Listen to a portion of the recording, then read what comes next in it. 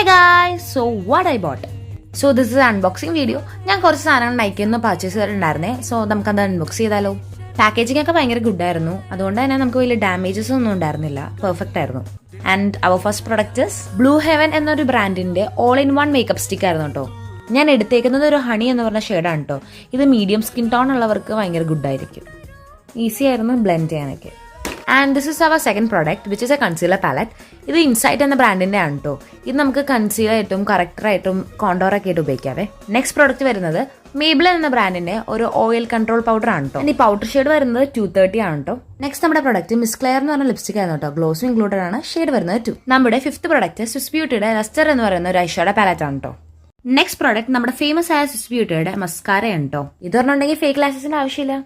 After all the makeup products നമുക്കൊരു important സാധനം കൂടി വേണം. ഫേസസ് സ്കാനറുടെ അൾട്ടിമേറ്റ് പ്രോ എന്ന് പറഞ്ഞ സെറ്റിംഗ് സ്പ്രേ. സോ ഇത്രയുള്ള വീഡിയോ. നെക്സ്റ്റ് വീഡിയോ കാണാം. ടാ.